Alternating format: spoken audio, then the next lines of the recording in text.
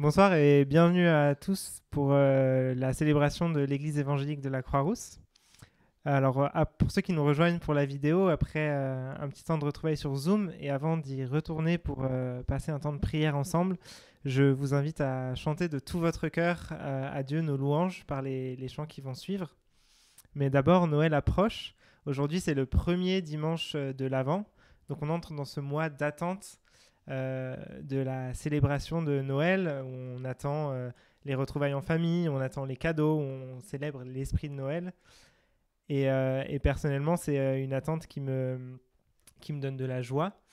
Et, et notamment parce qu'en tant que chrétien, on sait qu'on attend de célébrer la venue de Jésus sur terre. Et ça me fait penser aussi qu'en tant que chrétien, on vit dans une attente encore plus glorieuse que la première venue de Jésus sur terre, c'est qu'on attend son retour. Et c'est dans ce retour de Jésus qu'on peut placer notre espoir. On sait qu'on est dans un monde où tout ne va pas bien, mais on a l'espoir qu'un jour Jésus reviendra et qu'on sera avec lui pour l'éternité. Et là, on est dans un temps d'attente, comme un peu le temps de l'avant, avant le retour de Jésus.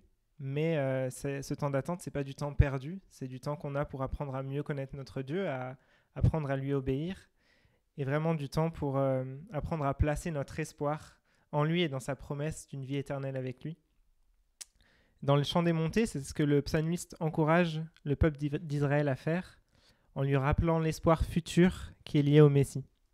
Dans le psaume 130, les versets 7 et 8, on lit « Israël, mets ton espoir en l'Éternel, car c'est auprès de l'Éternel que se trouve la bonté.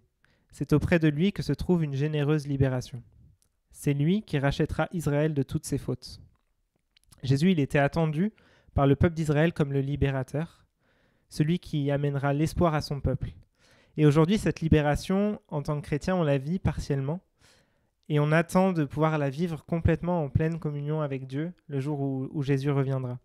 Les deux prochains chants, ils nous rappellent ce que Jésus a accompli pour nous, et ils nous invitent à le chanter et à célébrer cet espoir qu'on a en lui.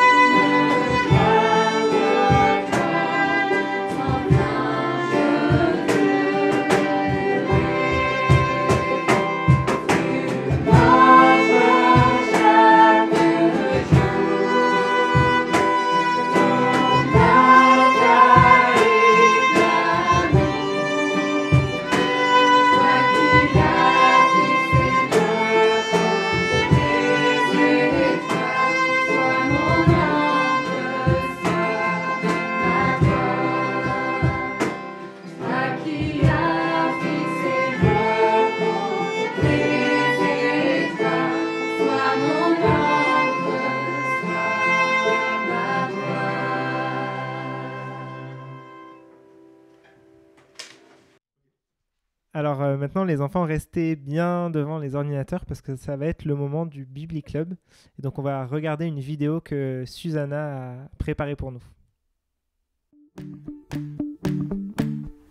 Bonjour les enfants, j'espère que vous allez bien. C'est bientôt Noël et nous avons un grand espoir que le jour arrivera où nous fêterons la naissance de Jésus avec de bonnes choses à manger et peut-être les cadeaux.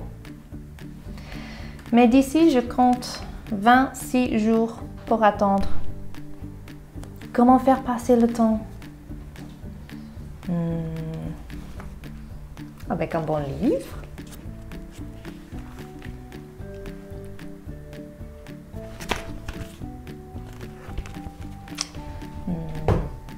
Manger.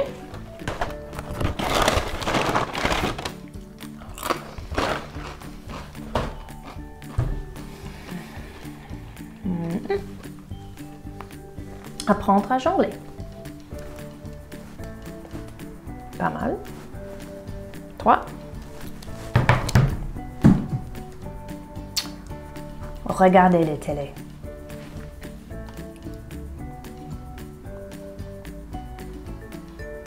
Ça marche pas.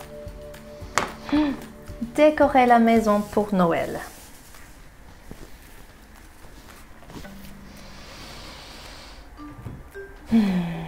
Ça prend longtemps quand même. Avant que Jésus soit né, le peuple de Dieu attendait longtemps aussi. Ils savaient que Dieu allait leur envoyer un sauveur, mais ils ne savaient pas quand. Eh bien, quand Jésus est finalement arrivé, quand il est né le premier Noël, c'était clair qu'il était le sauveur. Rappelez-vous des bergers qui gardaient leurs moutons dans les champs cette nuit?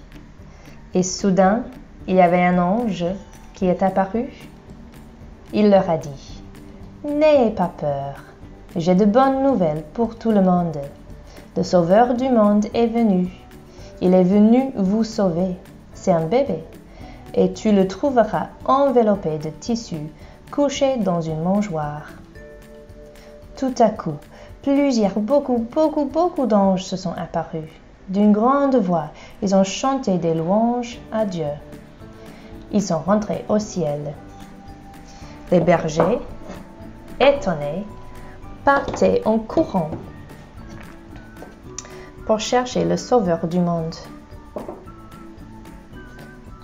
C'était exactement comme l'ange a dit. Jésus dans sa mangeoire. Le peuple de Dieu n'attendait plus leur Sauveur. Il est arrivé. C'était dur pour eux d'attendre, mais ils avaient de l'espoir. Ils avaient confiance en Dieu, qu'il allait tenir à sa promesse d'envoyer un sauveur. Le plan de Dieu était d'envoyer un bébé pour sauver le monde. Pour sauver le monde du problème du péché. Le péché, c'est de ne pas faire ce qu'il plaît à Dieu. Et Jésus est le sauveur que Dieu a promis. Jésus est Dieu venu sur terre pour réparer le désordre du péché. Nous aussi, on peut avoir confiance dans les promesses de Dieu. Et Jésus nous a promis qu'il reviendra un jour. Nous attendons donc avec l'espoir que Dieu tiendra ses promesses. Comment attendre le retour de Jésus? L'aimer, aimer les autres, chanter ses louanges comme les anges l'ont fait, jusqu'à ce qu'il revienne. À bientôt! Donc ce dimanche, on parle de l'espoir et on a chanté des chants et on a lu des versets par rapport à l'espoir qu'on avait du retour de Jésus. Et parfois, dans nos vies quotidiennes, cet espoir, on n'arrive pas à le vivre pleinement. Il peut y avoir les difficultés de la vie et du quotidien qui semblent prendre le dessus, ou notre incrédulité et notre manque de foi qui nous font perdre courage. Et dans ces moments plus difficiles, Dieu il nous promet sa présence et son amour, indépendamment de ce que nous on peut faire ou des circonstances, comme on peut le voir au chapitre 8 de Romains. Au verset 35, « Qui nous séparera de l'amour de Christ ? Serait-ce la détresse, l'angoisse, la persécution, la faim, le dénuement, le danger ou l'épée? Au contraire, dans tout cela, nous sommes plus que vainqueurs, grâce à celui qui nous a aimés. En effet, j'ai l'assurance que ni la mort, ni la vie, ni les anges, ni les dominations, ni le présent, ni l'avenir, ni les puissances, ni la hauteur, ni la profondeur, ni aucune autre créature ne pourra nous séparer de l'amour de Dieu, manifesté en Jésus-Christ, notre Seigneur. Et ça, c'est des versets qui peuvent aussi nous donner de l'espoir quand c'est plus difficile. Dieu, il nous assure que nous sommes dans ses mains, que son amour, il ne dépend pas de nos capacités, mais il dépend de sa volonté de nous aimer. Il nous a sauvés, il nous gardera dans sa main jusqu'au bout. Et les 3 prochains chants, ils nous rappellent ces vérités, que même dans les moments plus difficiles de nos vies, Dieu est au contrôle. Il est le roi tout-puissant qui nous garde par ses promesses et nous pouvons garder espoir en lui.